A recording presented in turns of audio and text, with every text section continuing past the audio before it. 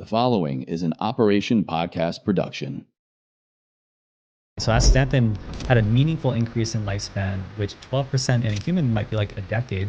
Yeah, that's huge. So that's a big deal, And quality years. Why has the general public never heard of this before? It's just been kind of under the radar, underground research, for many years. The more you dig, the more interesting it is. Yeah. What do you think is the biggest problem that astaxanthin can solve? Aging, daily health issues, joint, muscle function, cognitive function, cardiovascular, liver, gut, all these things are impacted by oxidative stress, inflammation at the cellular level. And astaxanthin is distributed throughout the whole body, gets to all these organs and tissues, gets into the membranes of the cells, and mitigates that oxidative stress and inflammation that can wreak havoc. And so it has all these benefits based on that core fundamental mechanism of restoring that cellular health and function. Hey, this is Dave Watumull, co-founder and CEO of Eggs Through Life, where we are bringing astaxanthin, a marine supernutrient, to the world. This is Everforward Radio.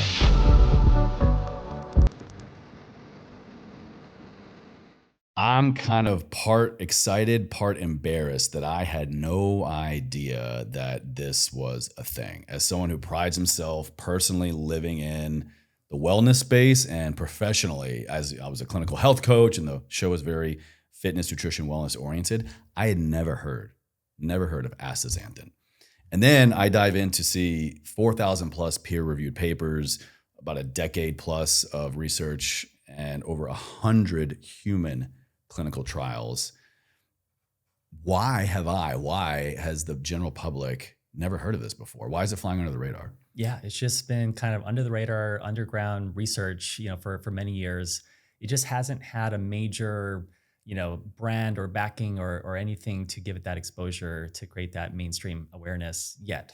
And so we've been helping to contribute to the science, but also to the conversation to raise awareness around this. And in the past, we did it with physicians and through like GNC stores and things. But I think podcast has actually helped to create a conversation around astaxanthin, which just hasn't been done. The other companies in the space, have made astaxanthin and sell through various channels, but no one has really taken an initiative to just educate the world or just inform the world about astaxanthin. And that's really what we're doing. What I'm passionate about is like, let's just, tell people about it and let them dig into the research. And like you found, there's so much science there. The more you dig, the more interesting it is. Yeah.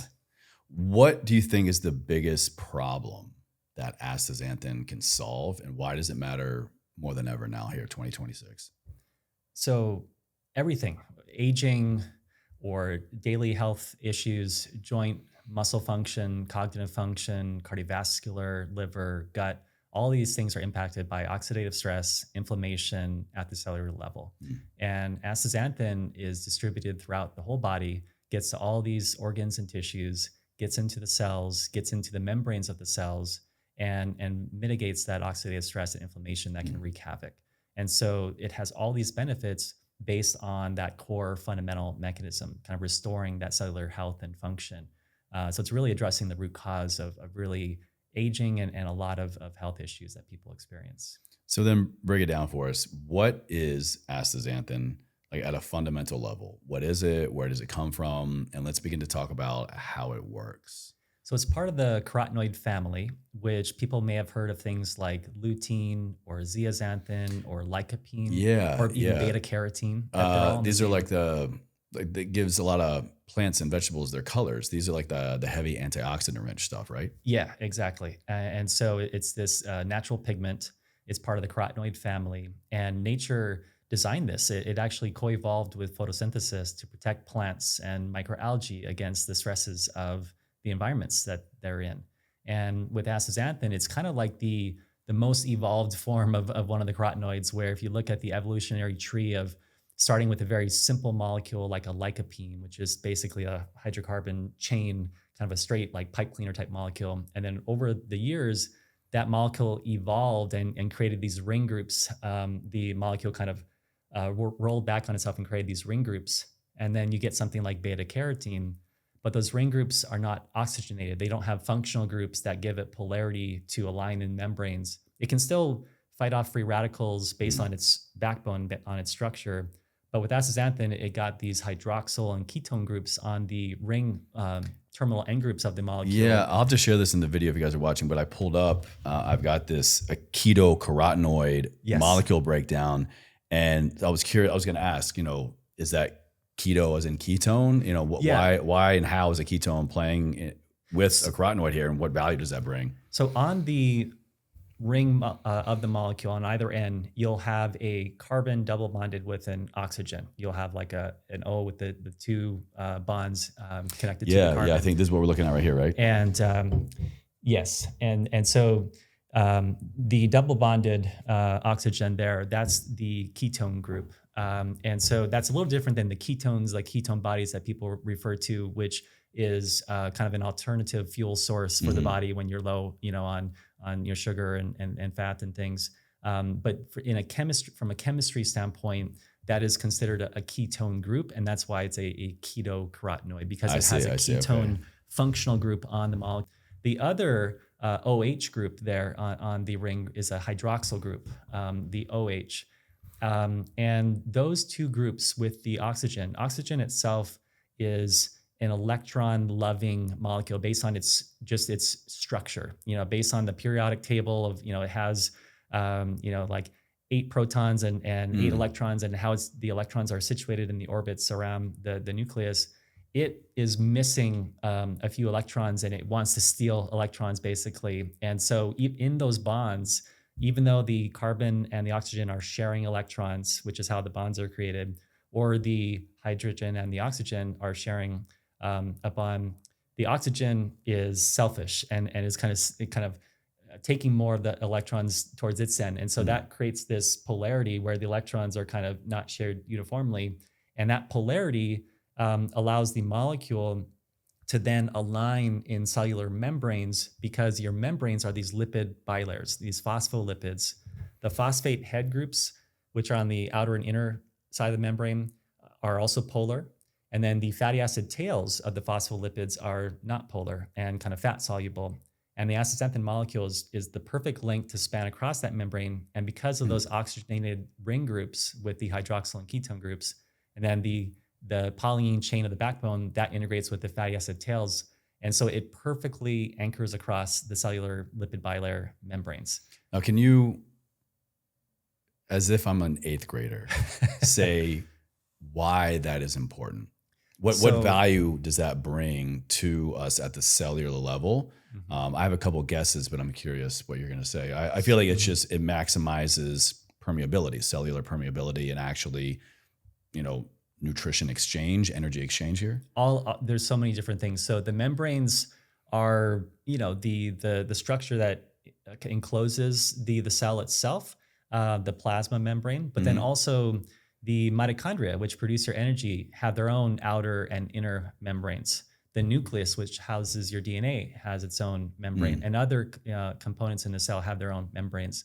And so these are the critical structures that kind of hold everything together, but also they act as the places where proteins situate and act as receptors to bind with certain things or pass through. And so, you have the things gatekeepers. Coming they through, allow or don't allow certain things in or out, allow that energy exchange ultimately. All of that. Yeah, exactly. So bringing nutrients in, getting to the mitochondria, creating energy, powering cellular functions.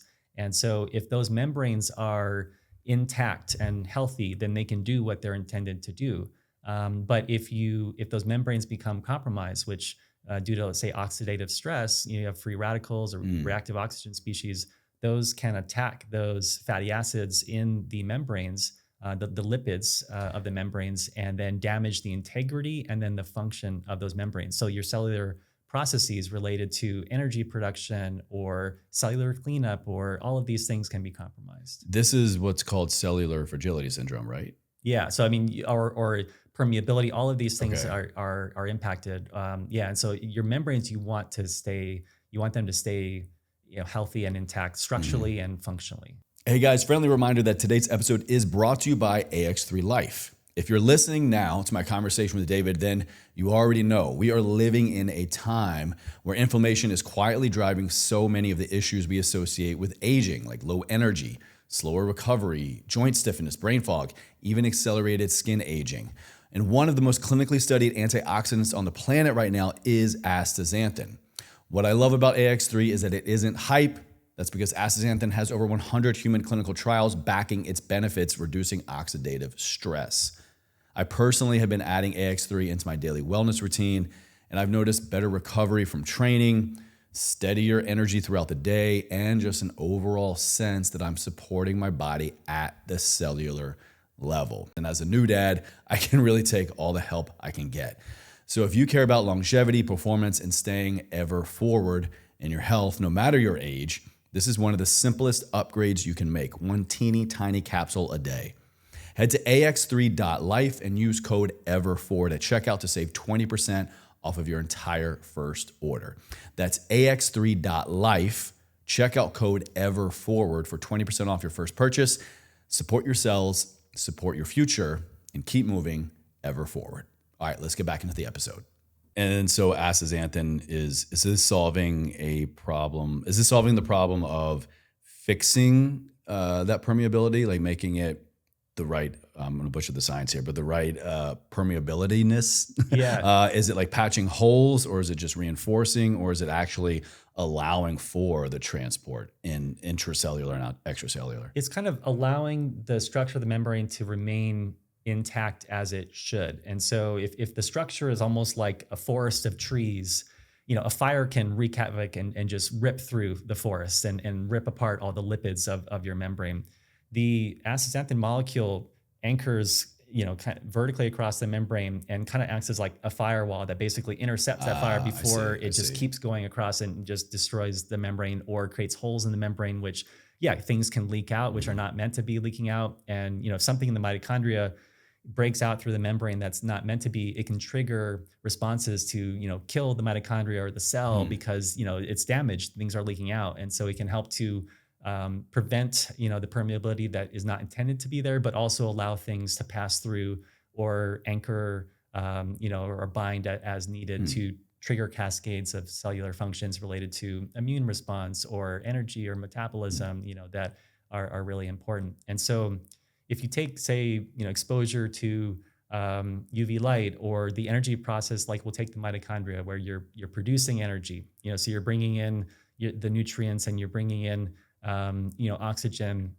and you have the electron transport chain throughout in the mitochondria that is basically kind of shuttling these electrons, like pulling electrons off of, the breakdown products of glucose. They're pulling the electrons, and that is essentially pushing protons from the inner to the outer, from the inner matrix of the mitochondria to the area between the inner and outer membrane of the mitochondria, where these protons accumulate and then kind of flow back through the inner membrane and kind of spin this turbine, if you will, that creates energy that allows the ATP molecule to be produced, allow the phosphate to be attached onto the previously ADP or AMP, like the mono or di forms of ultimately ATP, the form where you have 3 phosphates on it.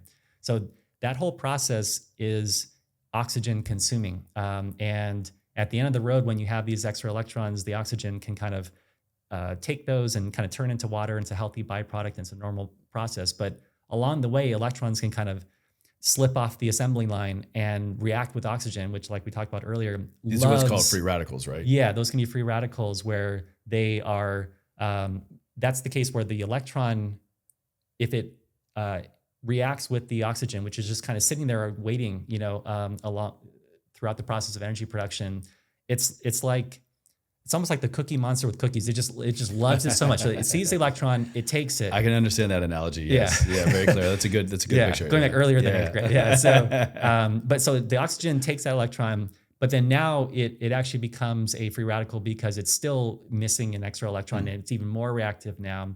And so now it can go and damage things. It can damage the membranes of the mitochondria or other components in the cell, the proteins, the DNA, the lipids, all of these things, which would impact so many different issues, in the cell. Astaxanthin can go and say, oh, here's an electron. It donates an electron to the free radical, which scavenges and kind of neutralizes it. So it's no longer reactive. And then astaxanthin, because it's spanning that membrane again, it's not just floating around randomly. It can interface with vitamin C, which, even though vitamin C is water soluble and sitting kind of, outside of the membrane, vitamin C can then donate an electron to astaxanthin to kind of restore astaxanthin back to its normal self. And then vitamin C gets recharged through glutathione and other mechanisms. So it's like this symbiotic relationship where it's working together. It sounds like it. And it's part of the team. But it's directly, donating electrons to free radicals to neutralize them. Or in the case, there's different types of reactive oxygen species. So there's something called singlet oxygen, which is where you have an oxygen molecule that, say you have exposure from the sunlight, you have UV light coming into your skin cells, and then it sensitizes some light absorbing molecules in your skin. They get like full of energy and they're kind of vibrating, and they can damage things. They can react with things and compromise their structure and their integrity. With astaxanthin, it can interface with that singlet oxygen and actually quench it by absorbing that energy, which that energy is essentially, it's not missing an electron, but the electrons within the oxygen molecule are spinning certain ways. And when it absorbs the energy, it spins the other ways. It's almost like you have a bus, all the wheels are rolling in the right direction, but then all of a sudden one is like, alignment is off and now it's vibrating because it's going the spin is the wrong direction. You're out of alignment. Yeah. And so now the astaxanthin comes in and kind of butts up to it and absorbs that energy and kind of allows the wheel to go back in the right direction for the oxygen. So it's back to normal. Astaxanthin now has this extra energy, but the molecule itself, based on its backbone of that structure with the double bonds and the single bonds throughout the backbone, actually absorbs that energy and distributes it throughout the molecule. And then it actually vibrates. The molecule physically vibrates and can dissipate the energy through heat. And so it basically quenches that singlet oxygen, which otherwise could damage other things, and then quenches it by absorbing the energy, dissipating the heat in like a safe way. And then now it's ready to do the same thing again. Man. And so it kind of can, fight these reactive oxygen species in either way, absorbing the energy if it's that type of reactive oxygen species, or donating an electron if it's actually an unpaired electron, a free radical that's missing an electron and trying to steal it from something, which if it steals it from, another component of the cell, that can damage, your lipids or your proteins or DNA. Yeah. So it kind of sounds like a cellular adaptogen. We think adaptogens are most of these kind of roots, but other, functional foods, functional mushrooms, and other molecules that, introduce, if we're running low, it brings us back up to our norm, brings us up to homeostasis. Yep. And if we're running hot, overactive cortisol, overactive immune system, it can help bring us back down. Yeah. So it works in both ways. It's like this immunomodulator. Yeah, it helps to restore balance, homeostasis in the cells. And that's why it has all these benefits and exceptional safety, is that it's not chronically inhibiting or activating something. It's basically allowing things to function normally. And if you have oxidative stress from excess reactive oxygen species or free radicals that are being created as either a normal byproduct of energy production, which you have endogenous antioxidant systems to address, but they're not perfect, or maybe they get overwhelmed as we age, or in response to other issues, or exposure to UV light or other things. There are reasons where you have kind of excess environmental factors are notorious for throwing off these normal cellular functions. Yeah, and so your endogenous systems get overwhelmed, and astaxanthin helps to go in and bolster them.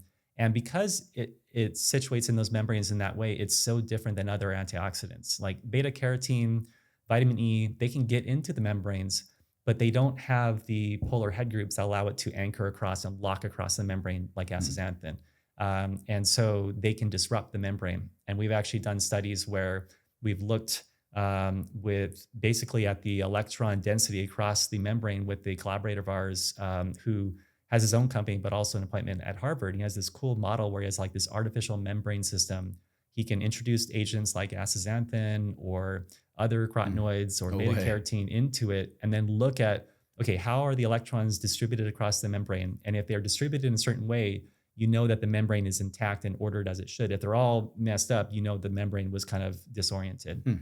And with astaxanthin, it was like perfect overlay of the structure of the electrons with or without astaxanthin, like the healthy membrane, and then with astaxanthin, like the same, like the curves overlaid perfectly. If you put in the other molecules, you got differences of the curves, and was indicating that the membrane had been disturbed.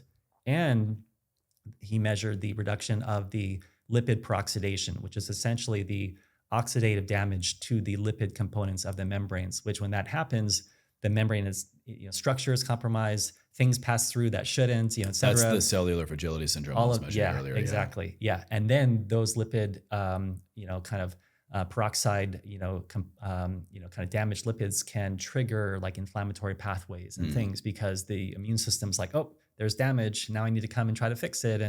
But the immune system may be trying to fix something that really shouldn't be fixed on a regular Right, basis. yeah. It's trying to always constantly fix it. There's always an alarm, there's always an alert, and it's Yeah. always chronically activated. So you don't want to have those lipids be oxidized. I'm curious, is astaxanthin something that our bodies create naturally, and therefore now due to diet, lifestyle, sleep, stress, environmental factors, all the things we've been kind of talking about, it's just getting run down, therefore not functioning properly? Or is this just something that just it's a exogenous only molecule that just so happens to work miraculously Mhm. in a way with human cells? Yeah, so it is not something we produce ourselves. It's only out in nature, and so we have to consume it. But it's something that through our diet Hmm. has been with us for millennia. And so like I said, it co-evolved with photosynthesis in plants and algae. And who knows? With enough billions of years, maybe humans would develop a way Maybe our to cells do will it. get the hint and like, Yeah, hey, start let's working just on this produce your own. this. Yeah. Yeah, but it's just one of those things where it is only out in nature, but it is Mm. something that we consume. But again, it works at this kind of ancient cellular level. The components of cells, in plant systems or animals, are similar at the fundamental level Mm. or the same as ours, and so therefore it works.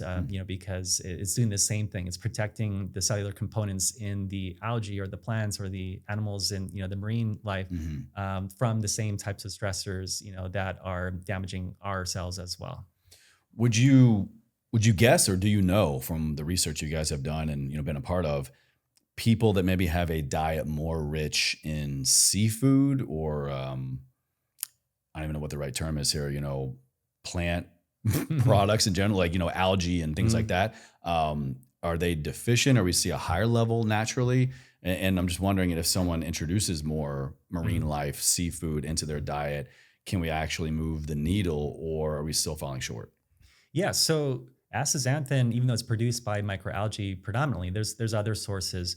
It works its way up the marine food chain, and Mhm. so pretty much any of the red or pink or orange colored seafood you see is colored that way because of astaxanthin. So it's this Because it's natural that pigment. carotenoid we're talking about. Yeah, yeah. So it's a natural pigment. So that structure that we talked about allows it to absorb the light. And it technically absorbs, like, say, like the blue green light, Mm. which when you absorb that, you reflect the opposite light. If you look up like a color wheel online, Right, it yeah. basically absorb one, Yeah. you reflect the opposite side. So this reflects the red light, and that's why it's a red pigment. But it's that same structure that allows it to, quench those singlet oxygen or to Hmm. donate the electrons to the hydroxyl radicals or other free radicals that can damage cells. And so its structure gives it the pigmentation, effect, but also its antioxidant effect. Hmm. And so, but if you're consuming salmon, shrimp, lobster, crab, you're consuming astaxanthin. So So virtually that's everyone. why. So when we see like that nice pink salmon or the red of the lobster,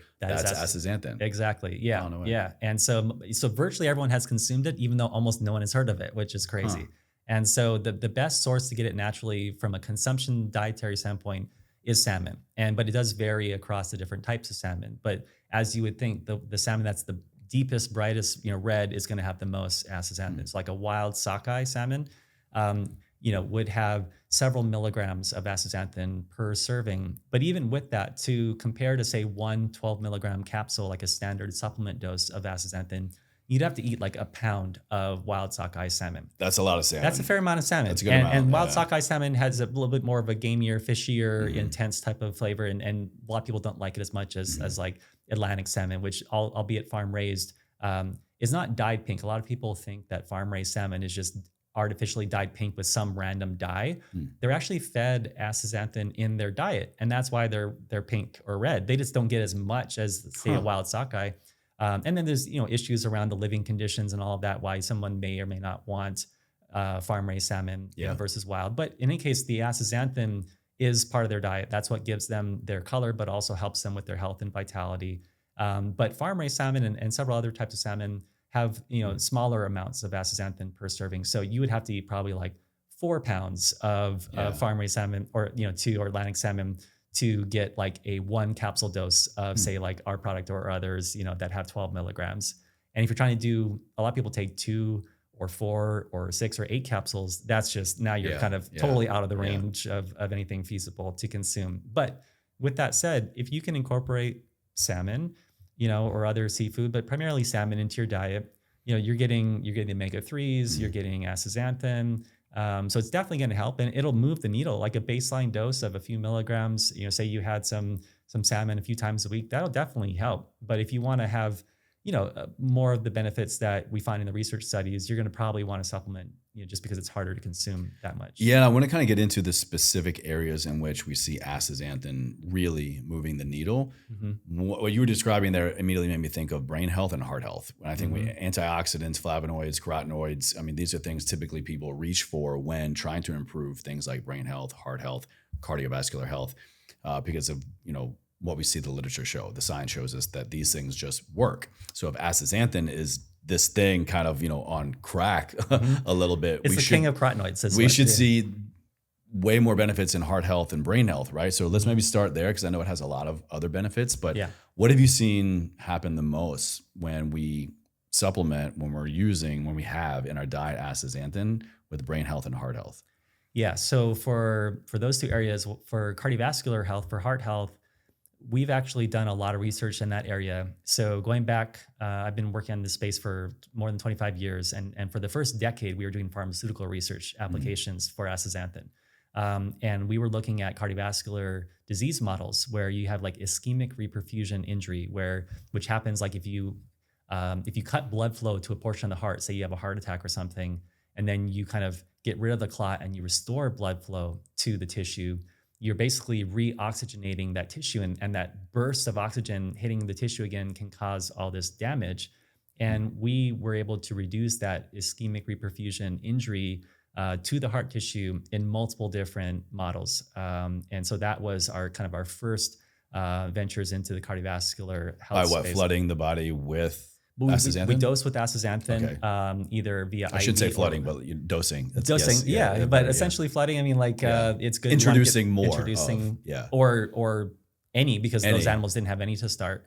And so it was in rodents and rabbits and canines. There was multiple models where it was there was an effect, a benefit. And at the time, we were looking at IV applications of astaxanthin, but we also looked at oral. And so we then we had a collaborator who was really interested in blood clots, like thrombosis. And so basically the clotting in your arteries. And he did a study in canines where, it was a small group of like 7 dogs basically, but they basically introduce a clot and then bust up the clot. And then based on the conditions in the artery, it's very likely to reocclude again because it's so inflamed and aggravated. And 6 of the 7 didn't reocclude. And the measurements of the platelet aggregation, which is, the platelets kind of creating the clot, when you look at it in the test tube, also the platelet aggregation was reduced. But it did it without a blood thinning effect like an aspirin or something that just thins the blood, and that's why it doesn't clot. They basically kind of cut the tongue a little bit and see if it'll heal, and that kind of didn't have an increase in normal bleeding time. So the normal clotting mechanism for a healthy wound response was there, but the pathological clotting was prevented. So that was really cool. And then we repeated that in rodents and showed the same benefit where you can kind of create an environment where it's likely to occlude, and we were able to significantly prolong the time before it would occlude with dosing with astaxanthin. So that was some really cool research in cardiovascular. And then we also looked at triglyceride reduction. We also looked at a study where mice were fed a high-fat diet and developed heart disease. Basically, you can image the plaque in their arteries, and with astaxanthin dosing over like 12 weeks, the actual imaging of the plaque was reduced in the aortic arch. 12 weeks of the is heart. nothing. Yeah, I mean, but a few months of time to kind of get it in the system and get it saturated in the tissues, and we saw a decrease in the plaque in the artery, reduction in the triglycerides as well, and then looking into humans, we did a human study with our supplement where we got cardiovascular subjects that were already on standard of care. They're taking statins and blood pressure meds, and these are people that are not in great shape. Could definitely utilize diet and exercise and other health interventions, but they're just kind of living their lives. They are, they either had a past cardiovascular event or they have significant risk factors. So they need a more significant intervention first. Lifestyle behavior modification has its place, but when we're talking this group of people, like you need something more significant to really change things first. All of that would help, but they probably just aren't really doing it. And they're just taking whatever their doctor is giving them, and that's kind of life, and they're just dealing with it. But we worked with a local clinic in Hawaii to recruit these subjects. And then this was a randomized, double-blind, placebo-controlled trial. Love to hear that. And so we had the placebo. So they had no astaxanthin. We had a lower dose, which low was 24 milligrams, so like 2 of our capsules. And we had a high dose of 8 capsules a day, or 96 milligrams, so much higher than kind of a typical dose. But over 12 weeks of time, again, 3-month type of study, we had reductions in like LDL cholesterol. We had reductions in blood pressure. And then also, like importantly, oxidized LDL. So a lot of people just think of, LDL is, the bad cholesterol, and that's kind of an oversimplified type of approach. But LDL, kind of low density lipoprotein, those lipoproteins are susceptible to oxidative damage. And it turns out that when you absorb astaxanthin, when you take it orally, it goes through your gut, gets transported to your liver, and then it gets packaged into lipoproteins. It gets packaged into LDL and HDL. And that's actually how it hitches a ride throughout the body. It gets to your heart, gets to your brain. It's actually using those as a transport mechanism. But along the way, it's also protecting them from oxidation themselves. And so that's how you have reductions in oxidized LDL. No way. Wow. Yeah, which otherwise oxidized LDL can attract an immune response and create foam cells that become, kind of sticky and build up in your arteries and can be prone to rupture and cardiovascular issues. And so reducing oxidized LDL is a really important thing. And we measured that and we saw a reduction there, statistically significant as well. So you had all these benefits for heart. And then looking at brain, it's 2% of the weight of the body, but like 20% of the oxygen consumption, because it's such a metabolically active organ because of all the cognition and processing going on. So you have a lot of oxygen being consumed, and therefore a lot of free radicals or reactive oxygen species that are being produced. And then when those are not properly, taken care of, then it damages, your neurons or your, synaptic connections or reduces neuroplasticity or neurogenesis. And with astaxanthin, there's a lot of great animal research showing benefits in neurological models. There's also human studies showing benefits related to information processing, memory, attention. And it makes sense because it fortunately crosses the blood-brain barrier, which a lot of molecules just don't have the privilege of crossing that barrier, but it does. And so it gets into your brain, gets into your eyes, and then is perfectly situated in those membranes, in the neurons, et cetera, to fight off those reactive oxygen species and free radicals that can then damage, the synapses or impact, production of like BDNF, which is a factor involved in growing neurons and strengthening, connections. And so there's benefits. Brain-derived nootropic factor. Exactly. Nootropic factor, Yeah. So it helps to increase BDNF. It helps to therefore increase neurogenesis. There's been benefits with neuroplasticity.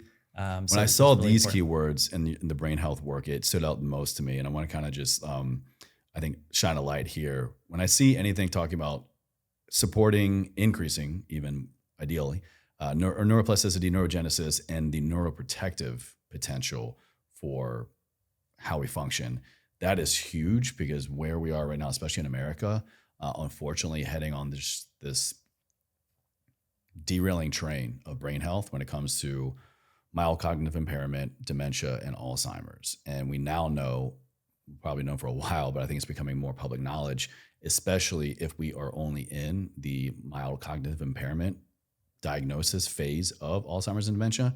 These are things that are literally reversible.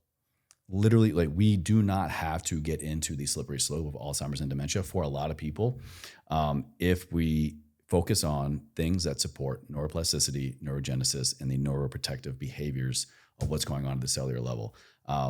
I'm very excited about this portion because I have a family member currently who is going through MCI, and I'm just like, it's not a death sentence. It doesn't have to be. So can you kind of walk us through a little bit more? I want to pick up right where I interrupted you, excuse me, about the blood-brain barrier aspect of how astaxanthin works in supporting healthy brain function through neuroplasticity, neurogenesis, and the neuroprotective behaviors. Yeah, so the blood-brain barrier is really important both for just letting astaxanthin into the brain, but also if that blood-brain barrier is healthy and intact, it'll keep things out that aren't supposed to be there. But if that blood-brain barrier, degrades over time and is damaged over time, then maybe things that are, shouldn't be in the brain are now getting into the brain. So there's the benefit of protecting the integrity of that membrane or barrier itself. But then once in the brain and distributed in the various tissues within the brain, over time, if you have oxidative stress or chronic inflammation, your brain has your own kind of built-in immune cells, and if they're chronically activated, and it's kind of like you have the fire department and it's there to put out fires, Right. but if it's chronically doing that, it's going to cause disruption. It's not meant to be turned on all the time. If it's always tearing down walls and thinking, oh, we got to rebuild this, it's creating havoc, and that's not the state where you want your brain, which is supposed to be very precise in processing. That's not going to allow for that to carry on as it should. And so, but when you have these pathological states of oxidative stress or inflammation, which can be triggered by various aspects, whether it's poor diet or maybe genetic predisposition that something is leading to being more susceptible, to Poor sleep, not allowing poor the sleep. lymphatic system to come in and clean and wash out all this plaque. Yeah, exactly. And so all these different things are kind of throwing these constant insults at our body, at our brains. And you have these endogenous systems that help, but again, over time they get overwhelmed. They don't function as well, or they're responding to other things that they shouldn't be because they're chronically turned on. And so if you can reduce that chronic oxidative stress and inflammation, it has all these benefits, if you look at different aspects of brain health. And so, just even the connections between neurons, are impacted. If you have oxidative stress or inflammation, they're not going to be as strong or less likely to be able to have that neuroplasticity to kind of, prune old ones and create new connections and things like that, which are important, to cognition. All that is impacted. Or, autophagy and mitophagy, the cellular cleanup capability, all of that. So astaxanthin has impacts on the pathways and the mechanisms involved in turning on that response to clean up old mitochondria, create new mitochondria, mitogenesis, or same thing with cells with autophagy, the cellular cleanup and all of that. All of those pathways and functions that happen normally as part of a healthy existence just get, they decline over time. And that's where if you can intercept that by getting rid of that oxidative stress and chronic inflammation, but doing so in a way where your body can still have a normal, healthy immune response as needed. You're not just turning off the immune response. We have You're to not have just these regulating things. it. You need it. It's there. It's for a reason. It's just when it's utilized, incorrectly or chronically, that's when you want it to be modulated. So that's why kind of like you said, an adaptogen type of molecule. It's basically restoring that balance where the brain can hopefully function normally for longer. I was going to ask, maybe you have an actual answer, a specific answer, based on specifically the human clinical trials, like which of us stands to benefit the most from astaxanthin. But I mean, it kind of sounds like if we have this thing that can be introduced on a regular basis and more or less reinforce the cellular integrity and enhance the effectiveness of each cell, then every human with every function stands to benefit. But I mean, it's basically, if you're a human with the body with cells, then you probably can benefit from this. But I'm curious, specifically then in your human clinical trials, who stood to benefit the most? So those that benefit the most are typically those that are maybe experiencing, oxidative stress and inflammation, because you can try to restore, the normal state or function of a cell that is maybe not functioning properly. So how do I know if that's me? How do I know if I'm having cellular oxidative stress? So there are certain cellular measurements where you can look at oxidative byproducts of like lipids, that can be measured, and you can see, okay, this indicates that I have some oxidative damage to lipids. And so there's certain measurements, or so even I could test for it. There are some. It's not. There could be better diagnostics, but there are some measurements that could give you an indication of lipid peroxidation. There are things like oxidized LDL to get a sense of your LDL being oxidized. There's also related things like looking at inflammation, like hsCRP, high sensitivity C-reactive protein, which is a protein produced by the liver in response to, as part of the inflammatory process. That also gets elevated. And so that's an indication of systemic inflammation. So you can look at these measurements for inflammation and oxidative stress. In some cases, though, it's easier, like in animal models or cell culture systems, where you can kind of do more advanced oxidative stress types of measurements. But for human diagnostic testing at commercial labs, it is more limited, but there are some. But if you do some of the more advanced testing services, you would look for things like ways to look at oxidative stress and or inflammatory cytokines. If you look at all of those things, that'll give you an idea that, okay, maybe I'm currently experiencing an issue related to this, and I could benefit from this. But also, again, it's easier to stay healthy than it is to fix something after you're unhealthy. And so rather than waiting for an increase in oxidative stress or inflammation, then being like, okay, well, now I'm going to benefit from this. It's like, at that point, things are already being damaged, because of that. You already have the fire ripping through the forest of your membrane. Because it's at the cellular level, it potentially is everywhere. Yeah, and so these things can be like dominoes, where a reactive oxygen species, a free radical, damages a lipid, and then now that lipid becomes its own radical, because now it is like missing an electron because that electron got stolen by the free radical. Now that lipid is a radical, and it steals electron from its neighbor, and then it steals from the next neighbor, and then it just goes. And then if that's happening in your membrane, now your membrane is like on fire, or there's a hole, and things aren't functioning properly. And if you look at, say, the mitochondria, the membrane itself, they'll measure the polarity, again, which is based on the proper orientation of those lipids in the membrane. The membrane polarization can be disrupted, and then now the membrane of the mitochondria is compromised, and the mitochondria sends out distress signals and like, kill me, basically, like I'm no longer functional, and then you get these kind of like signals to kill the cell or kill the mitochondria, and then now, say, in the brain, the mitochondria is producing the energy that powers your cognitive function, and so if you're not producing the energy as efficiently because the mitochondrial function is compromised, because maybe your electron transport chain is compromised, which, by the way, we talked about those phospholipids that comprise the membranes of the cells. In the mitochondria, there's a particular phospholipid called cardiolipin, which is has a phosphate head, but rather than just having like 2 fatty acid tails, which is kind of your normal phospholipid, it actually has 4 fatty acid tails. Those tails are all susceptible to oxidative damage. And so it's more likely to be damaged by free radicals. That phospholipid, the cardiolipin, is actually the backbone for the electron transport chain. And so it kind of creates the scaffolding on which the transport chain functions, and also helps to kind of influence the integrity of the ATP synthase, which is kind of like the turbine where the protons kind of pass through from the outer to the inner matrix of the mitochondria that produces give me flashbacks the energy. to exercise physiology undergrad. Yeah. So I mean, man, I haven't thought of this stuff, and I'm getting literal flashbacks. And it's just my book right now. So I mean, it's like the more you dig, it's really interesting. But so these structural components of the mitochondria, this like the cardiolipin, is super susceptible to oxidative stress, which is happening right there at the mitochondrial level with all the oxygen and energy production that's happening.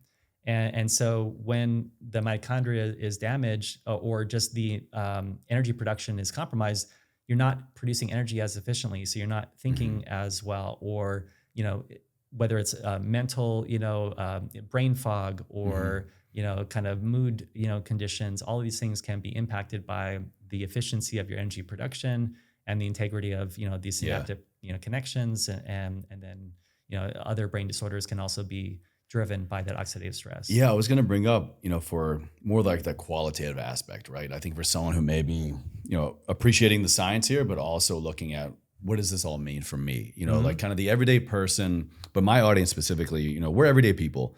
We've got I think everybody here on Everforward Radio are their own versions of a high performer. They're listening, they're watching. You're in tune to trying to make things better for your life, but also, just let things be. The body wants to be in a homeostasis all the time. It wants to thrive.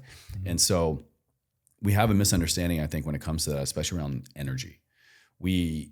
Most people are probably looking for more energy. They're in stimulants and caffeine and gummies and supplements and drinks and all these things. And look, I love my coffee, I love my caffeine, but I monitor the dose and I monitor the time, and I'm mindful of the potentially negative downstream effects it has on things like cortisol, testosterone, sleep, mood, anxiety. So when it comes to energy, I just want the person to think there are more forms of energy at play than we might initially be aware of. Our body is nothing but an energy production machine all the time through these different forms of creating ATP. Krebs cycle, electrolysis, what's the third one you just said? Electron transport chain, all these different ways to create energy, right? Yep. But if the body is met with free radicals, if it's met with oxidation, if it's met with hyperactive immune systems, things that take away from its natural ability to create energy. And energy is it's creating ATP, adenosine triphosphate, and the things that it does to do that are very simple if we don't get in the way. Yep. But because of stress, lifestyle, sedentary lifestyle predominantly, poor sleep, poor diet, there are little ways that we might not think are really derailing us. But get real for a second. Do you have clarity of thought all the time? Can you be as sharp as you want? Are you performing in the bedroom, in the boardroom, in the gym? Can you just get through your day not reliant on stimulants and these other typical forms of energy we think?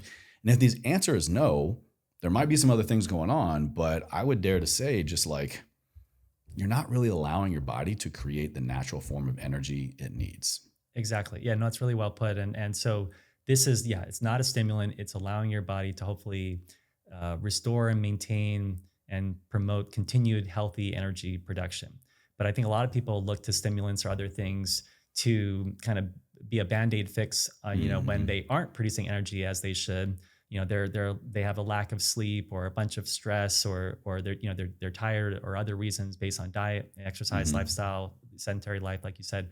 All these things can compromise the integrity of your mitochondria, the metabolic process of converting nutrients to energy, and if that is compromised, you're gonna have brain fog, and you're gonna have lack of energy, and then people are like, okay, let me grab whatever energy drink or other stimulant, and that's kind of a shortcut to try to jumpstart the system, but that's not how the system normally produces energy. It might be like inducing a fight or flight response, and now you got adrenaline, and you're going. But you're kind of stealing from the future to kind of power the present. Yeah, you're just playing kind of whack-a-mole. You're pushing one problem down to rise up in another area. Yeah, and you're gonna pay for it later. Yeah. And so this is like, okay, the body is amazing, like you said, producing energy. If you can just not get in the way and get rid of the things that are inhibiting it from functioning normally, you'll be great. And so that's really what we're trying to do here, is restore that balance and homeostasis and just normal function. And so with astaxanthin in the membranes of the mitochondria and the cell, the nucleus, all these locations, it's basically there to help fight off the bad actors in the cell that can cause damage, that are kind of like bashing the windows of the town, and like, okay, no, like, we're not going to do that. Let's just function normally. And that's what we're looking at here. And so again, with benefits, you'll see improved cognitive function. So in human studies, there were basically tests where they'll look at, okay, let me show you this image and then that image and then another one, and then you'll kind of have to remember if did I see this before? Is it the same one from before? Or there's like recall, how quickly you answered, did you get the right answer? All those types of things. And so there's information processing, there's memory, attention. All of these things were demonstrated in these kind of validated cognitive models. There hasn't been human clinical studies looking at like Alzheimer's or dementia. There are animal studies looking at those areas, and there is promising research. And then mechanistically, so you could probably look at it at some capacity, right? Because if you're seeing, over maybe a year, if that, you could probably you can measure amyloid plaque buildup. You can measure other might be qualitative, but look at sleep performance, sleep quality, Mm-hmm. sleep. Are you getting full cycles? Which then we know if we are, then we're getting the brain clearing benefits of this stuff. So Yeah. you probably could measure that Oh, you definitely could. and best guesstimate. It's just a matter of, it's not easy or cheap to conduct Yeah. clinical trials. Yeah. And so it's a matter of whether it's us or others. It could be academic institutions. It could be commercial organizations. It could be, government funded research, whatever it may be. Or if it's pharmaceutical related research. You just need to properly design the trials, recruit the right patients, do it in a way where you have the right number of people and that they don't have confounding variables that make analyzing the data challenging. Yeah. And then it just costs, it can cost, hundreds of thousands or millions, to conduct clinical trials. It can be tens or hundreds of thousands or say tens of thousands even per a single patient in a study, and so if Per patient. it can be in like a pharmaceutical style trial. Wow. So, if you're looking at like a trial looking at something like a chronic disease, you may need a pretty large group of people to know that it's actually real, not some, just like random finding. And so you need to have statistical significance. And so if you want to have hundreds or even thousands of people in some of these larger studies, these can cost tens or hundreds of millions of dollars for like the large like pharmaceutical style trials. That's why in the supplement space, there's a lot of more of the pilot style, smaller studies that give you intriguing hints. And then from that, you can then hopefully do additional, more robust research. But it helps to build to all the evidence in test tubes and in animals, and then the pilot studies. You have this, great kind of accumulation of evidence that gives you a good indication of how it works and what it's doing. And then you have all the personal anecdotes as well of people reporting benefits here and there. So it's definitely possible. It just hasn't been done yet in a rigorous fashion yet for some of those like chronic diseases of the brain or other organs. I see astaxanthin more kind of lobbed up in the world of longevity, longevity supplementation, longevity medicine, whatever you want to call it. And so, with 10 years of trials, that's a great, I think, snapshot when we're looking at trying to measure something to support longevity. But I wonder, I'll caveat this by saying, you already said that it's not something that we produce naturally. And typically when we already create something naturally in our bodies, an endogenous molecule or whatever, and we introduce an exogenous form of it, our bodies will downregulate. It will begin to produce less of it or any at all. And we see this with things like melatonin, testosterone, and other hormones. But so that's not the case. So correct me if I'm wrong, but so if we introduce astaxanthin into our diet, we don't have to worry about our bodies down-regulating any production or any other down-regulation processes happening, only supporting. So then,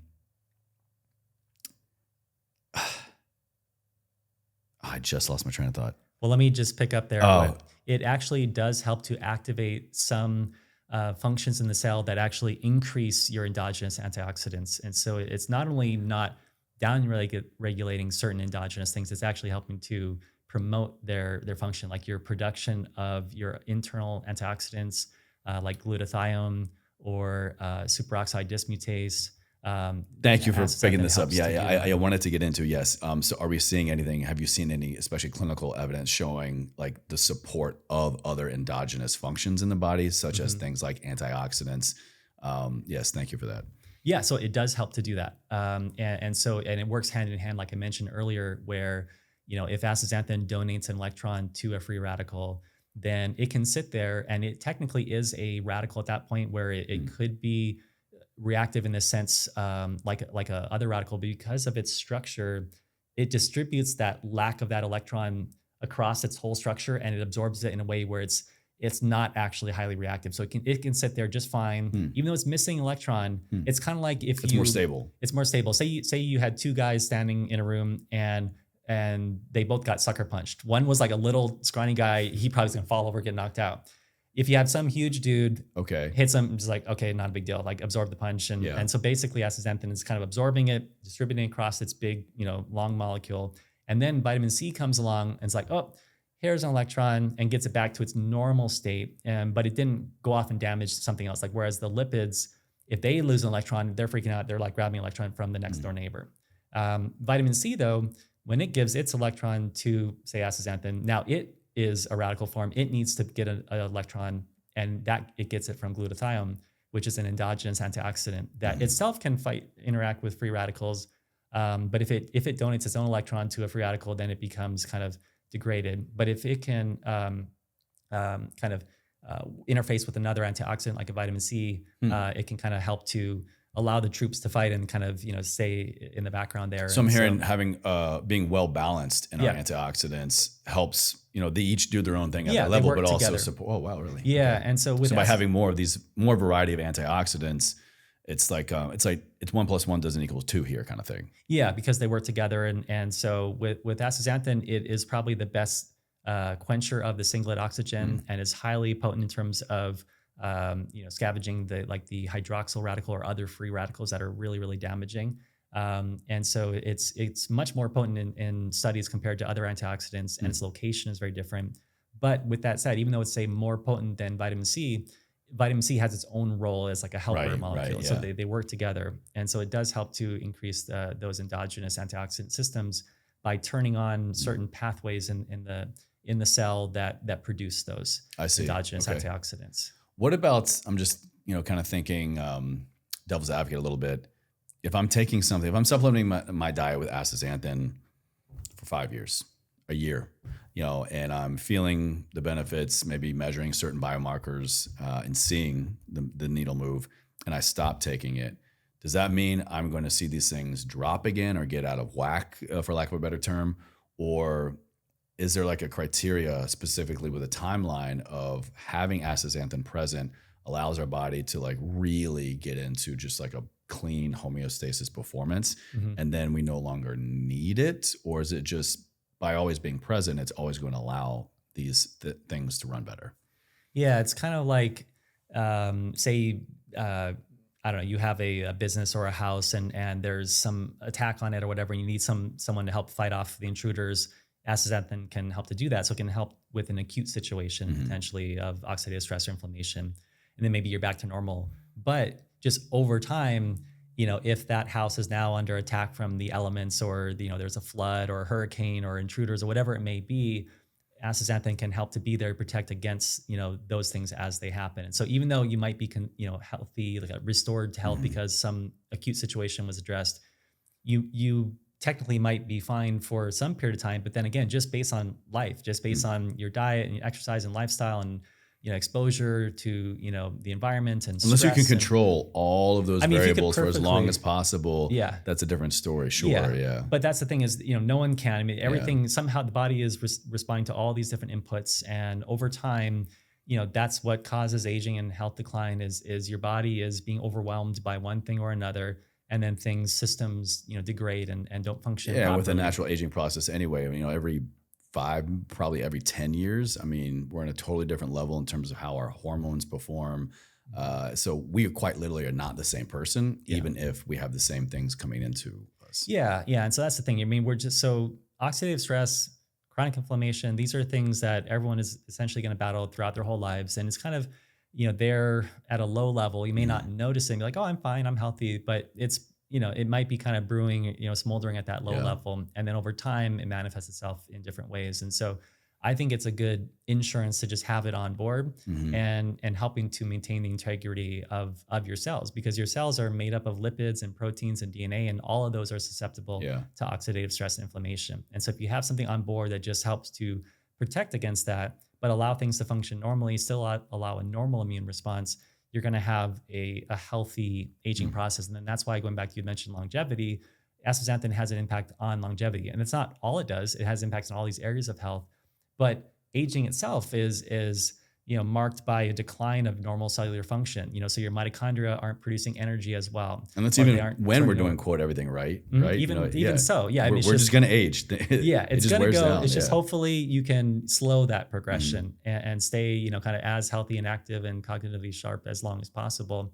And so, because astaxanthin is working at that core fundamental level in the cells, it's basically helping to mitigate that decline of cellular function. So the mitochondrial function, rather than going into a state of mitochondrial dysfunction, hopefully you can maintain healthy function, healthy energy production. You can have the mitophagy, the cleanup of the mitochondria, the autophagy, the cellular cleanup, getting rid of the senescent zombie-like cells that are, kind of there that should have been cleared out but weren't, and are now spewing out inflammatory products that damage things. And so all of those things are associated with aging. And so even Now there's the term called inflammaging, which is the tie in between inflammation and aging, and how they're both interrelated. They drive each other. And so with astaxanthin, because it impacts these mechanisms, and we have data not just showing reductions of oxidative stress and inflammation, but impacts in terms of activating AMPK, which is an energy sensing pathway, and is involved in, say, mTOR, the target of rapamycin, or the sirtuins, or FOXO3, all of these pathways that are associated with longevity. Astaxanthin has data showing it impacts these. And so there have been research studies in model organisms like roundworms and yeast and fruit flies showing that astaxanthin extends lifespan. And even like in the worms, you can look at the genes and be like, okay, I'm going to genetically knock out this one type of gene and then see if the effect is still there. And so the researchers knocked out a particular gene that is basically the worm's version of our FOXO3 gene. And in humans, the FOXO3 gene is like an anti-aging gene that was proven in human studies that if you have the right version of the gene, which is kind of the most active version of the gene, you're 3 times more likely to live to 100 healthy. And this was born out of the Honolulu Heart Program, where they followed like thousands of Japanese American men from like the 50s or 60s for decades, and tracked every reason that they came to the doctor, why they got sick, why they died, how long they lived, and they had their genetics, their genomes mapped, and they saw that, okay, of those that had this particular form of the FOXO3 gene, which is the most active version, were the ones that lived the longest. And then it was then replicated in all these different populations. Wow. And so, so that gene, which is really important, to everyone has it, but we all have different versions of it. And some are, kind of blessed to have the right one that is the most likely to let you live to 100 healthy. But if you have the other versions, you can stimulate that with astaxanthin, it turns out. And we did that in a research study with our collaborators at the University of Hawaii. So that study, plus the other lifespan studies, plus the impacts on these age-related cellular pathways, all led to the National Institutes of Health, the National Institute on Aging, which is one of the NIH institutes, their interventions testing program, which is like the gold standard lifespan mammalian testing model, which has been around for like 20 years. And they have a specially bred group of mice that are the best to replicate human aging research, rather than your inbred laboratory mice. Because inbred laboratory mice are like, it's kind of like an unfair sample, right? Yeah, they're not really, kind of replicating what would be like a genetically diverse human population. And so you get a result in the inbred mice, which is what is typically used for disease research that's highly specific for a particular thing, but not really like a normal physiological situation. That's so refreshing to hear, because this is kind of my personal soapbox, my personal struggle with clinical studies. Not all the time, but most of the time. I'm like, yeah, of course. I mean, in a clinical study, you can manipulate any variable. You can include any variables you want to try to get the result that you want. And I feel like it's just an unfair, realistic snapshot for real life. Well, that's why a lot of doctors, even if you have a drug that went through the whole FDA process and went through phase 3 human clinical trials, which is like the pivotal biggest trials that the FDA uses to give a drug approval or not, the doctors will be like, well, I still don't believe it until I see it working in my patients, which are the real world patients, because like you said, the patients in the study may not be. That's the sample size, I know. Yeah, exactly. So, obviously if we could test lifespan in humans, that would be ideal, but that would take decades. If they took us and they followed us for multiple decades, I mean, that would be great to study, but we wouldn't find out for a long time. And so that's why they use mice as a mammal, but they only live a few years. So you can actually kind of get some research within a feasible time frame to give you an indication if something has an impact on lifespan. And with astaxanthin, they selected it to be included in the program. We supplied them with the material. And then after following the mice for several years, it showed that it extended the lifespan with very high statistical significance by 12%. No way. Which is up there with the top performers. Like in the 20-year history, only 10 agents have extended lifespan statistically significantly, like at all. And then of those, only 5 have extended lifespan more than 10%. And those that have worked are things like rapamycin, that are basically like repurposed drugs that you may probably not want to take every day based on tolerability or safety issues. I had Dr. Charles Brenner on the show like a year or two ago talking about the mTOR, rapamycin, and all this stuff. It was really mind-blowing. Way over my head, but fascinating. And so this is the program that put rapamycin on the map as, okay, this is a legit longevity agent. So astaxanthin also worked in that model and was kind of in that same realm of efficacy. Rapamycin probably is a better true lifespan extending agent, but it has these, kind of tolerability and side effect issues that would make it be something you wouldn't want to actually take every day. So astaxanthin had a meaningful increase in lifespan, which 12% in a human might be like a decade. Yeah, that's huge. So that's a big deal, and quality years. And quality years. And that's the big difference is that, Yeah. okay, we have impacts on cardiovascular and cognitive health and joint and muscle function. And so if you're extending not just the lifespan, but the health span with exceptional safety, which is supported by toxicity studies with no issues found there of clinical significance, this is something that is the first agent in that 20-year history to have that combination of lifespan benefit, health span benefit, exceptional safety, broad accessibility as a supplement. So that was a major, major breakthrough that we were fortunate to contribute to by supplying the material. And then being included as co-authors on the paper that was published just at the end of 2023. So that was really exciting to see, and that really validated astaxanthin's role in longevity, because we had known for many years that it has an impact, but it wasn't in mammals in terms of lifespan, and so this is a gold standard lifespan model. So that was super cool. That's very cool. I'm curious to kind of like dissect it a little bit more. Have you all seen any particular better benefits with any human trials, or even anecdotal, I guess, people who are adopting a particular type of diet? I'm curious if there's more or less things in someone's diet with the astaxanthin supplement. Are we seeing it helping, hindering? We haven't done studies looking at different diets, but you can imagine that if someone has an unhealthy diet, like an inflammatory driven type of diet, processed, ultra processed foods or other unhealthy foods, that potentially astaxanthin could help to mitigate some of that. I mean, because it's this red pigment, we'd always joke that maybe just putting it in like McDonald's ketchup would be a good thing, because then people would get it right, along with their Happy Meals or whatever. But I mean, so mechanistically, it seems like it could help, to potentially counteract some of those poor dietary, results. But in terms of like optimal efficacy, like looking at a Mediterranean diet or Okinawan diet or whatever, different types of, or a keto diet or this or that. The most important thing is just that you take astaxanthin with a meal that includes healthy fats, because it's a fat soluble molecule. And even though our formulation is water dispersible, which makes it where you can take the capsule, and when it goes into your gut has, the fluid, which is aqueous. And so it disperses the astaxanthin formulation throughout the aqueous fluid. But then once it's dispersed, then it gets absorbed along with the fats and transported that way into the body. And so, but if you don't have those fats in your gut, then the process to bring it into your system won't be as effective. So that's the most important thing from a diet standpoint, is like, just make sure you take it with or after a meal that just has some fat content. Okay.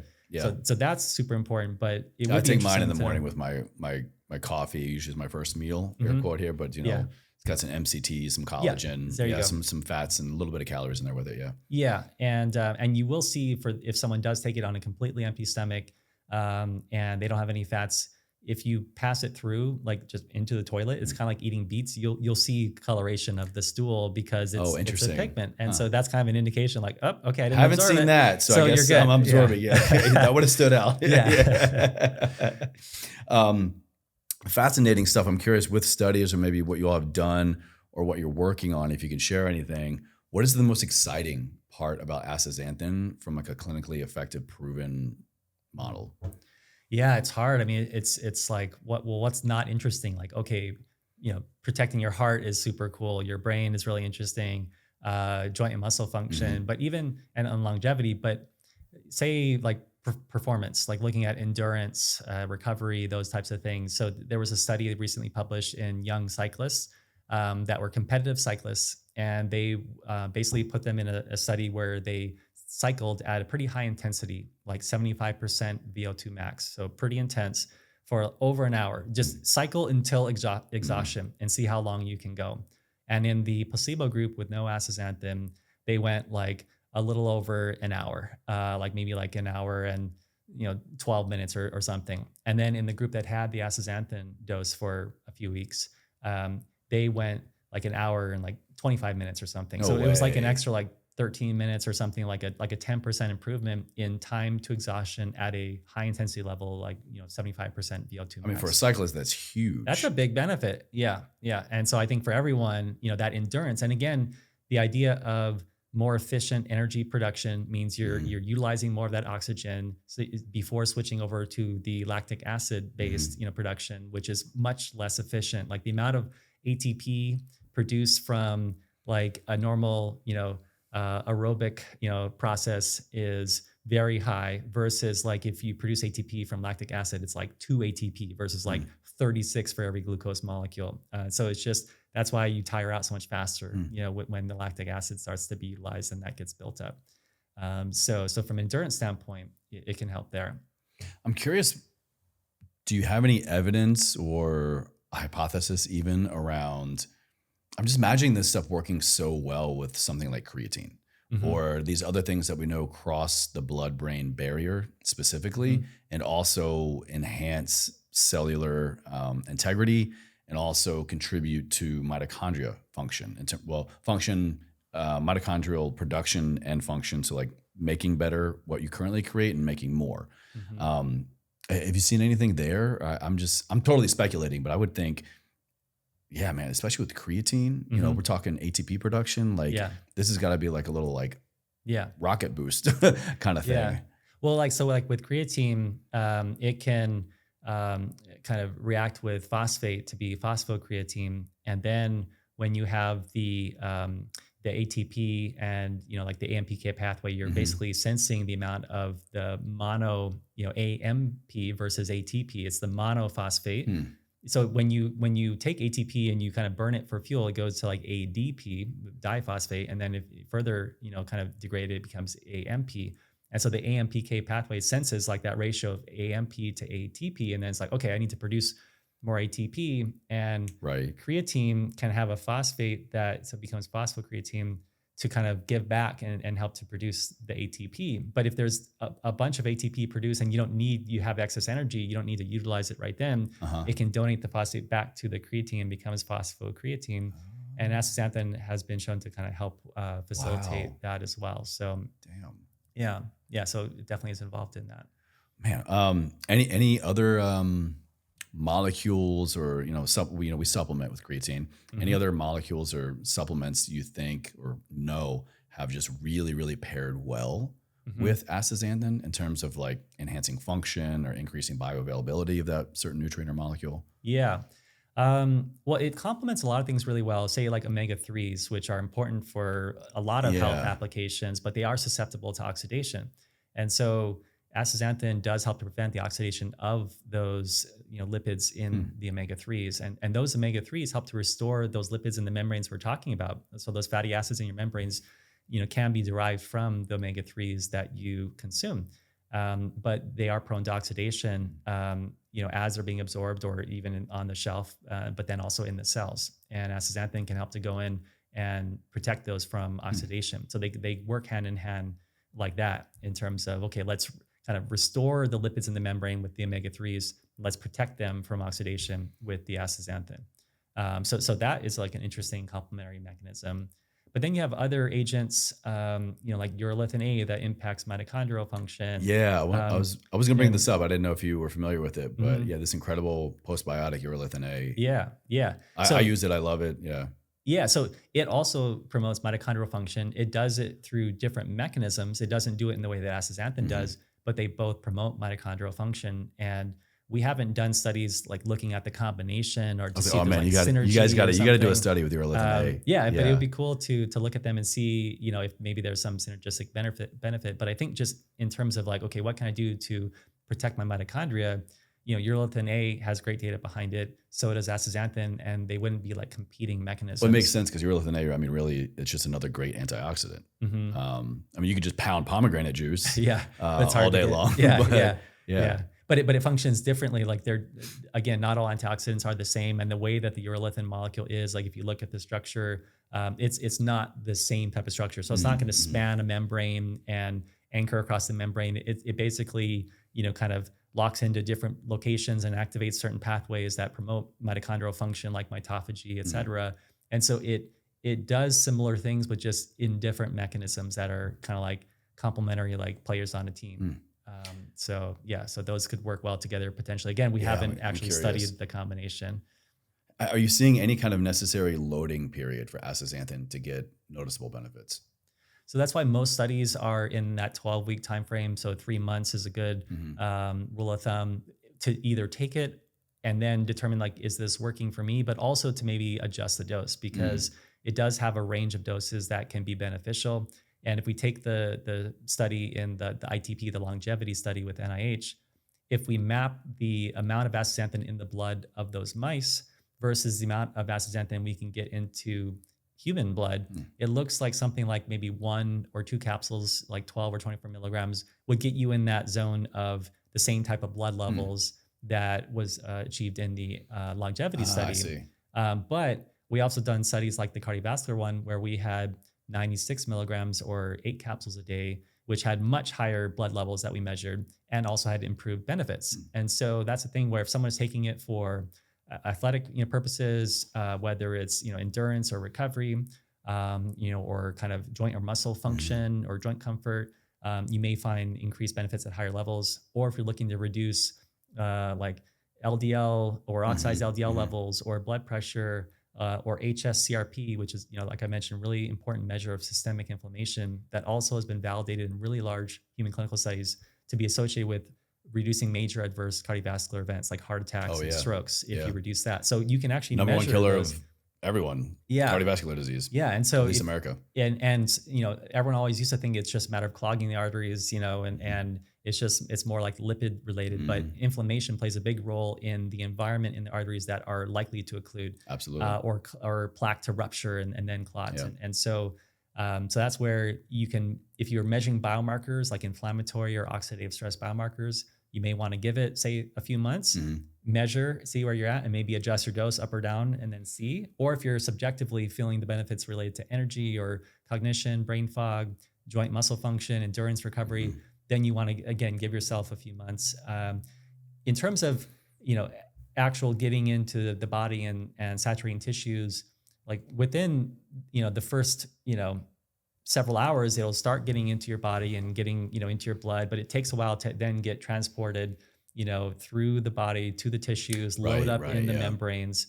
And then once it's there, it depends how it functions. Like if it's just absorbing that energy from, say, the singlet oxygen and vibrating out the heat, then it's not used up. It can still function over and over like that. Or if it donates an electron and then gets one back from vitamin C, it can sit there and just still be good. But in some cases, it'll actually bond with a free radical. And so rather than just giving the free radical an electron and say, okay, go on your way, now you're no longer like needing to steal from someone else, it can just like handcuff itself to the free radical and be like, okay, you're not going anywhere. And so it stabilizes it and kind of makes sure it's actually going to be utilized properly. It makes sure the free radical is not going to go and do anything. It's not like, okay, cool, you're calm down, release you back into the wild. Yeah, it's like, no way. I'm just going to like, bond with you. And then, we're going to ideal. We're going to die together basically is what it does. And so then astaxanthin gets recycled and out of the system. So it depends how it's functioning, in those cases.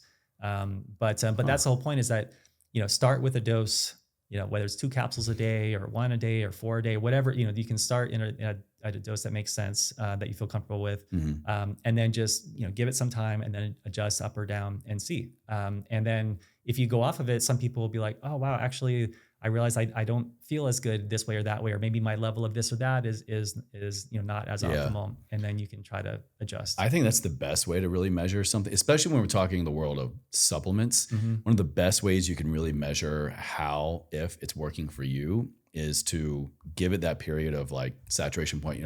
I think 30 days minimum for really anything, but 30 to 90 days, especially I'm kind of hearing and seeing the science with astaxanthin, and then go off, take a week, 4 weeks, kind of the same on-off period, and just give it a fair assessment. I think a lot of times we can better understand how supplements are working for us when we're not taking them after being on them for a fair amount of time.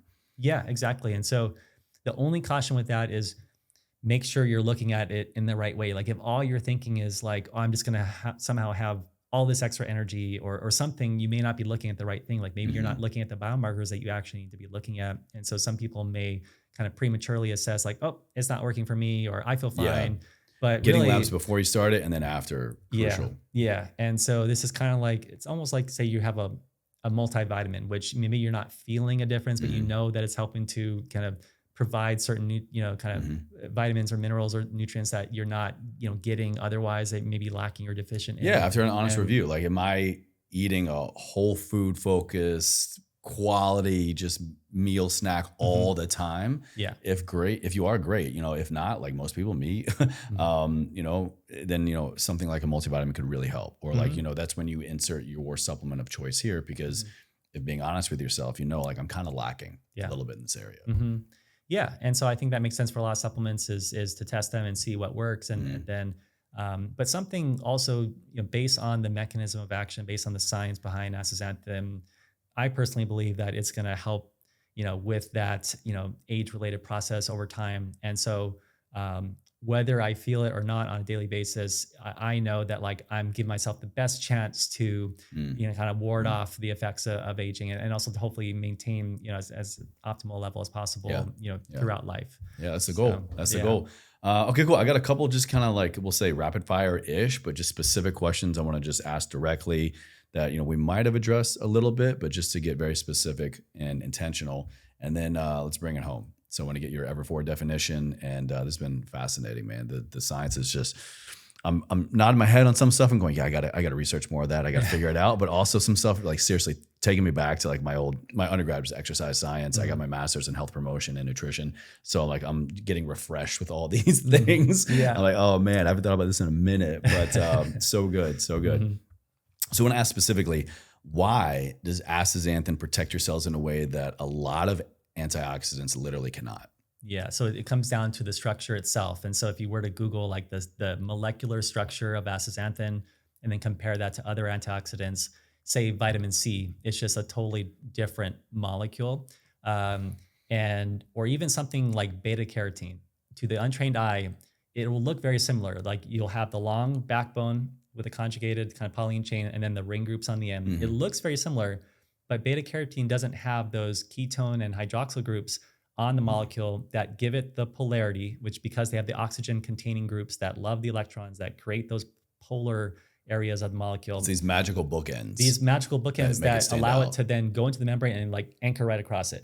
Whereas beta carotene will get in the membrane because it is fat soluble, but it'll just sit there and disrupt. And so even if it reacts with, a reactive oxygen species, itself is not like locked in. It can, move around and disrupt the membrane. And whereas astaxanthin perfectly anchors across. And so that's something where, given the length of the molecule, given the functional groups on the rings, that just makes it totally unique. And even like lutein and zeaxanthin, those do have some oxygen groups, but they don't have the same number as astaxanthin.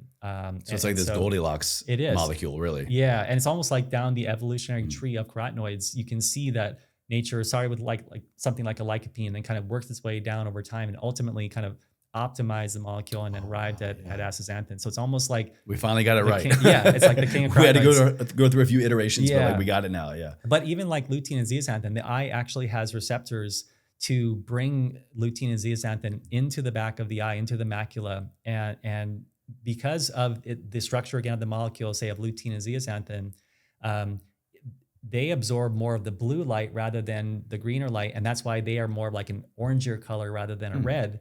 But so they are perfectly situated to sit in the macula and absorb the blue light that is coming into the eye. Whereas like some of the UV light is, maybe intercepted by the cornea and the lens, and then the blue light that gets through into the back of the eye, that gets addressed by the lutein and zeaxanthin that have receptors actually in your macula. And there's human studies showing that the level of those carotenoids in your macular pigment is inversely correlated with your risk of age-related macular degeneration. So as they go down in your eye, your risk of age-related macular degeneration goes up.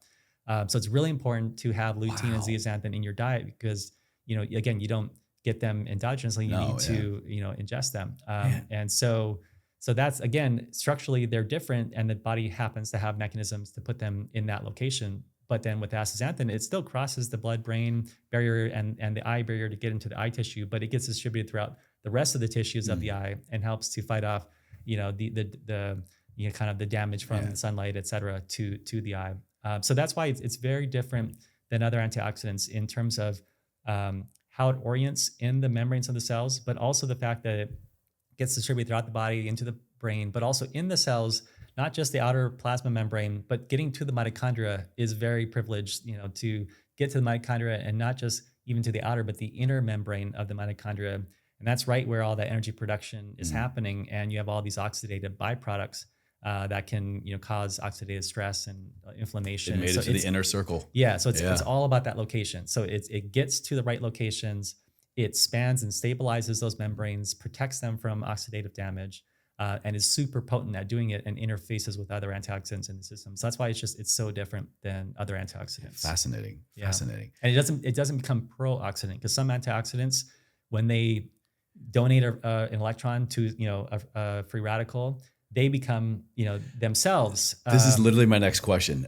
Is it true that some antioxidants can actually become harmful, and why doesn't astaxanthin? Yeah, exactly. So something like a beta carotene can become more reactive when it donates its electron to a free radical, and then it can become reactive on its own. But astaxanthin has a better way of distributing the load when it gives up that electron to not be reactive. Like it can handle that damage a little bit better and sit there not being reactive, and basically just kind of chill out until the vitamin C comes along and says, okay, let me restore you with an electron. So it's the great stabilizer. Yeah, it's the great stabilizer. It's a great stabilizer it's just molecule. it kind of absorbs the punch and then sits there and hangs out, and then kind of recovers, but it doesn't go off and damage other things. Okay, so it's a pure antioxidant. Yeah, that's what people refer to when it's not. It doesn't become pro-oxidant at some levels. Yeah. I never thought about it that way. Like literally. Yeah. Another one here. If inflammation is silently aging people, you, me here, all of us every day, why isn't astaxanthin already a staple in everyone's routine? I think a lot of people just haven't heard about it yet. But the reason it hasn't been a staple, say with like healthcare professionals, is it hasn't gone through a pharmaceutical process, say like omega-3s, where omega-3s, everyone knows them as supplements, but there's also drug forms of omega-3s that are prescribed for cardiovascular disease applications. Yeah, there's prescription grade vitamin D. I mean, a lot of different stuff. Yeah. And so that's the thing where we have for many years worked to advance it as a pharmaceutical, but that process is very not only time consuming, but super expensive. And when we've almost done deals with some pharma companies to help bring the molecule all the way through the clinic and into the market as a pharmaceutical approved drug. But it's harder because we are kind of not your traditional pharmaceutical candidate. Like in the last, like early days, like, a century ago, like the early drugs were natural products that were kind of turned into drugs like aspirin, et cetera.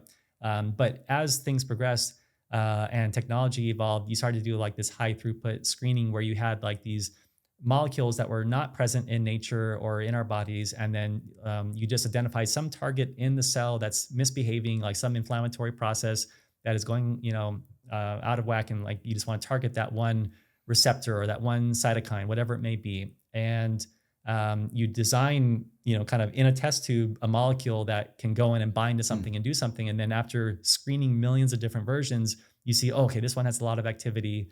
Then you go through animal studies and human studies just to make sure that it's not toxic and going to kill you while it's also doing the other thing.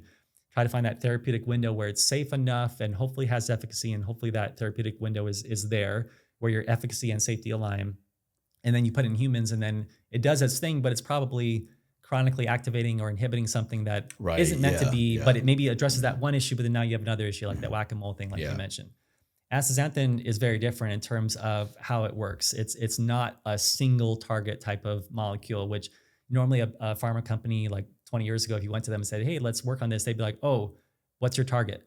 And we could be like, well, like the membrane or oxidative stress, but they want to know like one thing. Like say like with rheumatoid arthritis drugs, they go after TNF alpha, particular component of inflammation that, itself can be implicated in rheumatoid arthritis. Well, because that's where the patents are for the medications. That's where the money is, right? Yeah, and you have these another thing, natural products are not patentable. Right. And so you want to have a novel, like a new chemical entity that you can patent and own. And then, and it makes sense because you're going to put, hundreds of millions of dollars into a program to get it approved. A lot of times they fail. So you're spending, probably hundreds of millions or billions to get any drug approved. And then ultimately you have to be able to recoup the cost and not have generic come in and, kind of take all your revenues when you're trying to recoup all your investment to get there. And so it does make sense as a process, but just with a natural product with a a different mechanism that now, fast forward many years, the role of inflammation has been much more validated in disease. It was, 20 years ago, there was a article, like the cover of Time magazine was like inflammation, the silent killer. And it was starting to get press, but it still wasn't fully accepted.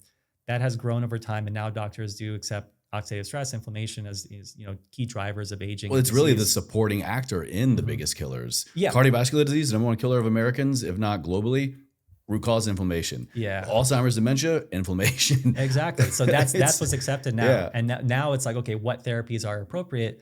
And if they're still trying to pursue certain very targeted inflammatory types of interventions, that may not be allowing the immune system to function normally, like astaxanthin does. And so we were kind of like too early in terms of our mechanism for pharma to like want to partner. Although we did have some champions within organizations. We had a couple big pharma companies that we spent months of diligence with and got very close to doing deals with, and just kind of, big company politics kind of interrupted, proceeding with the program. But if we had been able to say get the product, through as a drug, which on the drug side, we took the natural product and actually made a derivative where we attached some amino acids to the end that made it water soluble, but also made it a new chemical entity so that you could patent. Oh, and then wow, when you smart. ingest it, the amino acids get clipped off the astaxanthin, and you still get astaxanthin delivered to wherever it needs to go. So you're delivering the natural product, but by administering a novel new chemical entity. And so therefore you have a patent,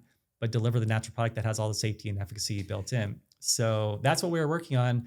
And we just weren't able to fully get it through the pharma pathway, but we're still working on that and still trying to pursue the pharma path, which we have a cool new patent that we also came up with that was like a newer, improved derivative version that is better to manufacture, more stable, and so kind of has some benefits compared to our earlier generation derivatives of astaxanthin. So we're trying to get that through the pharma process. But That's say exciting, if it got yeah. approved as a drug, then if doctors accepted it as something that they could prescribe, then it becomes much more mainstream there. But on the supplement side, doing podcasts or other types of partnerships to create awareness for it, I think is going to help create that awareness, because it should be part of something that everyone consumes. It's just something that either hasn't been in the mainstream conversation on the consumer side, and then on the healthcare professional side, it's not a drug. And most physicians, they are more progressive now. More people are open to supplements, but in the past they would have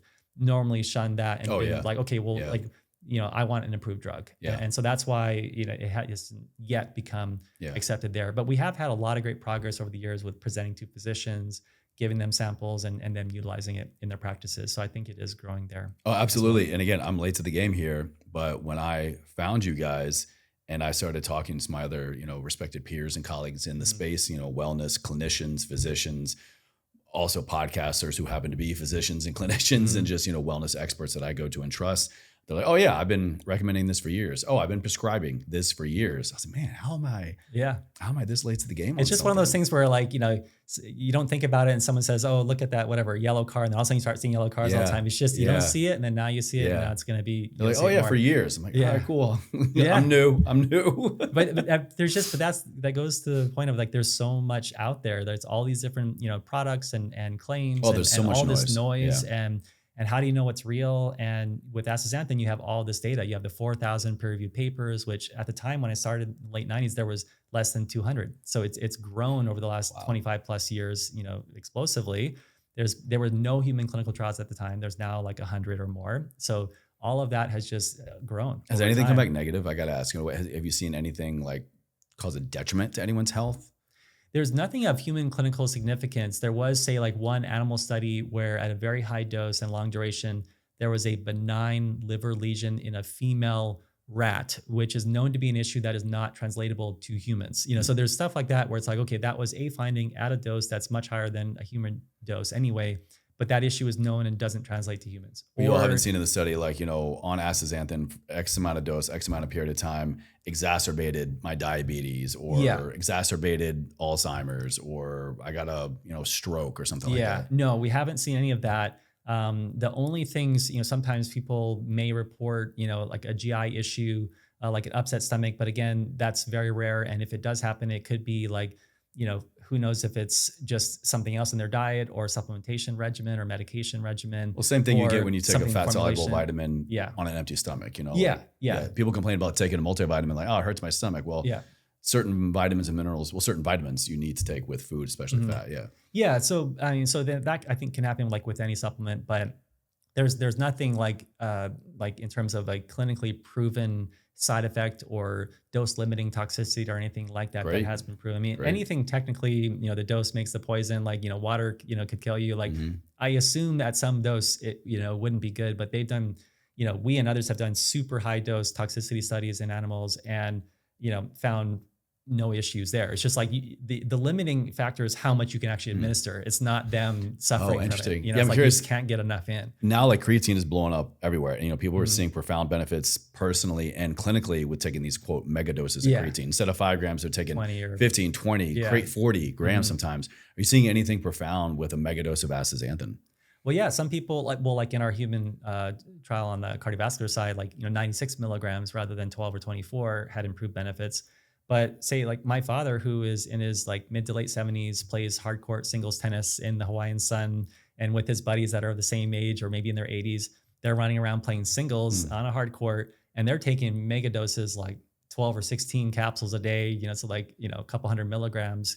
And for them, it's had benefits related to their mobility and ability to continue Well, being again, we're active. talking, aging there as well. Aging. Certain Mhm. things are going to matter more at certain ages throughout the human experience. For sure. Yeah. Yeah. So, and again, no side effects Mm. there that they've reported, and so yeah. So I think it's something where you can experiment with the dosing and see. And I think certainly higher doses, like if you have more inflammation or oxidative stress, Yeah. or maybe you don't absorb it quite as well as someone else, like there could be reasons why you would want to take more. Well, I'm excited. Yeah, I've been running it now for several weeks, and I'm coming up in probably another month or so. I do diagnostic labs, at least once a year.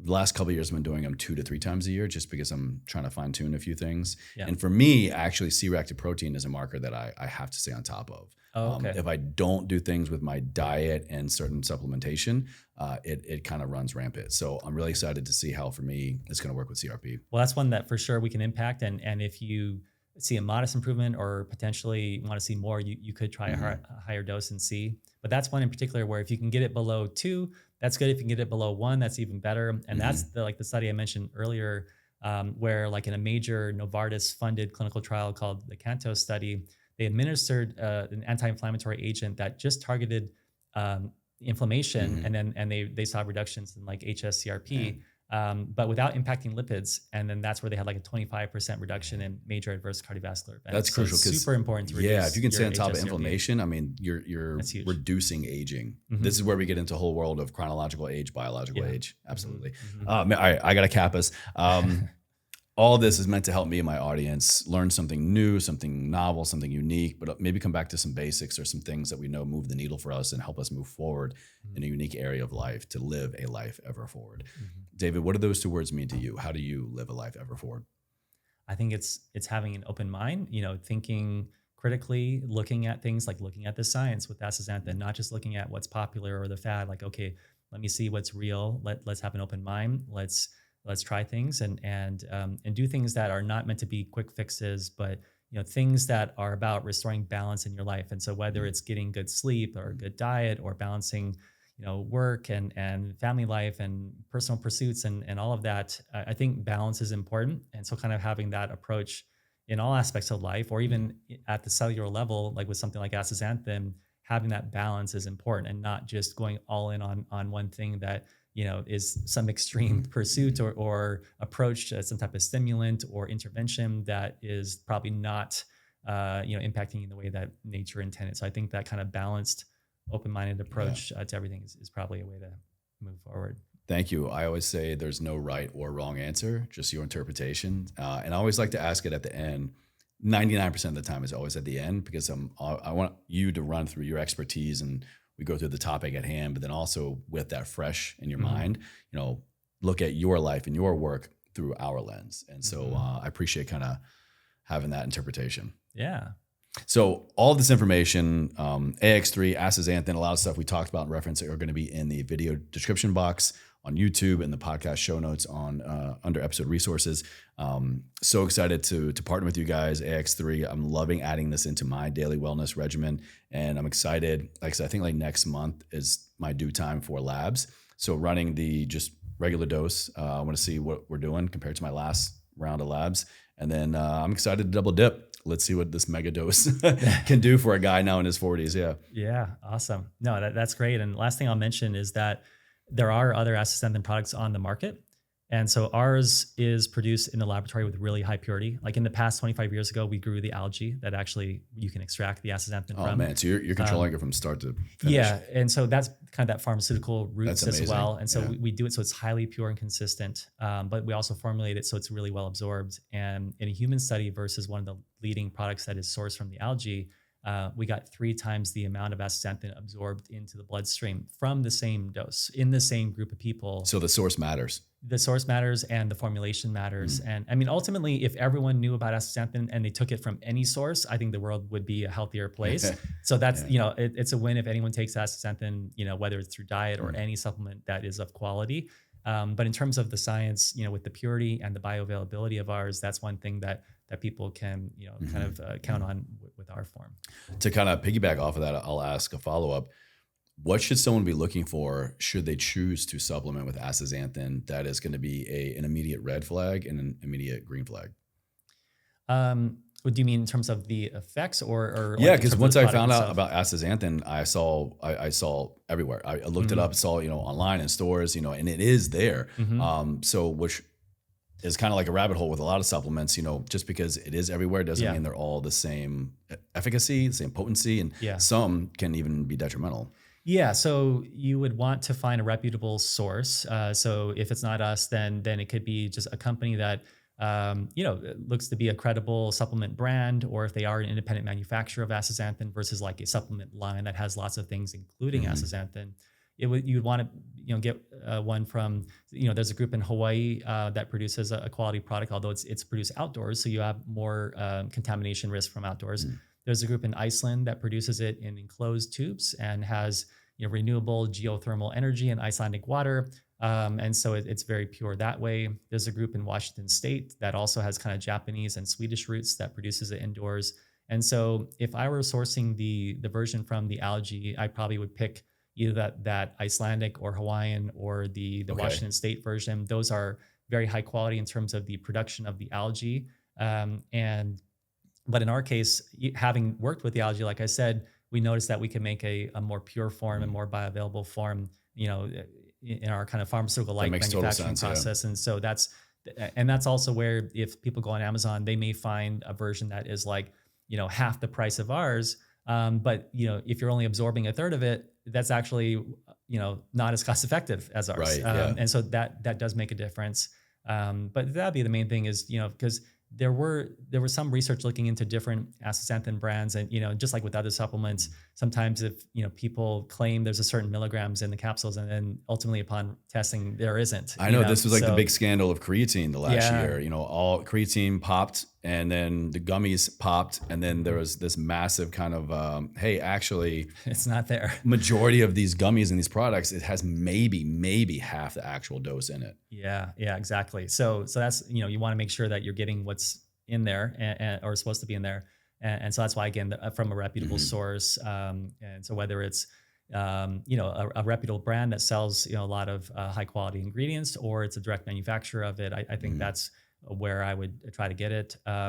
Also, the algal forms are typically in an oil suspension, like in a soft gel, and so that's something where you can't necessarily take the capsule and open it up and put it into water. Like in our case, it's a powder-filled, dry powder-filled capsule, and you can open the capsule and disperse it in water and drink it if you didn't want to swallow the capsule, if you want to mix it into another drink or soft food. So that's something blend it into a smoothie or something. Yeah, you could do that. Just to note, because it's a red pigment, it'll turn whatever bright red, or if it's a green drink, it may turn it brown if you're mixing green and brown, or green and red, perhaps. I don't know. Yeah, get a little color creative there, I guess. Yeah, but okay, good to know. But anyways, that's cool. The things to look at. Awesome, super informative. Can't wait to try it out more and add it in. Like I said, it's already part of my daily wellness routine. And follow along with the AX3 astaxanthin journey, man. You guys are doing some really impressive work. Oh, thank you. Yeah.